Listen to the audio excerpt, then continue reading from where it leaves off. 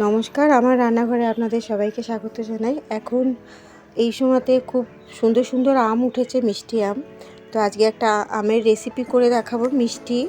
তো এর জন্য আমি দুটো বড় আমকে ছাড়িয়ে নিয়েছি, আর এখানে 250 মতন গুঁড়ো দুধ দিয়ে দিলাম। এটা পেস্ট করে নেব। তো একদম মিহি পেস্ট করতে হবে, এই যে এইরকম। এইবার একটা কড়াতে আমি একটু ঘি দিয়ে দিচ্ছি, দিয়ে আর পেস্ট করা আম আর গুঁড়ো দুধটা যে রেখেছিলাম সেটা দিয়ে দিলাম। আর এখানে বলে রাখি, আঁচটা কিন্তু কমিয়ে রাখতে হবে, আর অনবরত এটাকে নাড়িয়ে যেতে হবে। মানে আমি মাঝারি আঁচ করে এটা করব। এখানে একটুখানি 2 চামচ মতন চিনি দিয়ে দিলাম। আপনারা আম আর গুঁড়ো দুধ যেহেতু দিয়েছি, আমে তো একটা মিষ্টি আছে, চিনিটা বুঝে দেবেন। আর এইবার এখানে একটুখানি নাড়াতে নাড়াতে আমার এখানে 5-7 মিনিট নাড়িয়েছি। একটুখানি আমার মনে হলো ঘি দিতে হবে, তাই একটু দিয়ে দিলাম ঘিটা।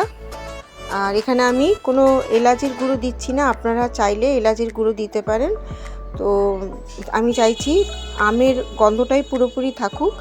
এই মিষ্টিটা খুব ভালো লাগে আমি যেভাবে করছি, আপনারাও একবার করে দেখবেন। ভালো লাগলে আমাকে আমার চ্যানেলকে সাবস্ক্রাইব করে দেবেন আর লাইক দিয়ে দেবেন। ভালো লাগলে কমেন্ট করবেন। দেখুন, নাড়তে নাড়তে অনেকটাই টেনে এসছে। আর আপনারা যদি বুঝতে না পারেন, হাতে নিয়ে একটু দেখবেন যাতে গোল যাতে হয়ে যায়, সেই রকম যদি হয় তখন বুঝতে হবে এটা হয়ে গেছে। তো আমি এবার নামাবো। আর এখানে একটুখানি ঘি মাখিয়ে নিয়েছি থালাটা উল্টো করে ঘি মাখিয়ে এটা দিয়ে দিচ্ছি। আর এটা একটুখানি খুন্তি দিয়ে চেপে চেপে আমি একটু চৌকো করে ফেলবো। তো এবার অনেকটাই হয়ে গেছে। আমি খুন্তি দিয়ে করার পর এই চাকুটা দিয়ে এই যে একটুখানি চৌকো করে দিয়েছি। আর এটা আমি এখানেতে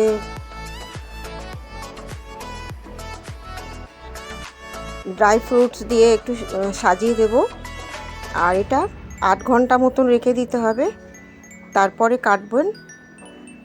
তো ফ্রিজেও রাখতে পারেন, আমি কিন্তু ঘরেতেই রেখেছিলাম।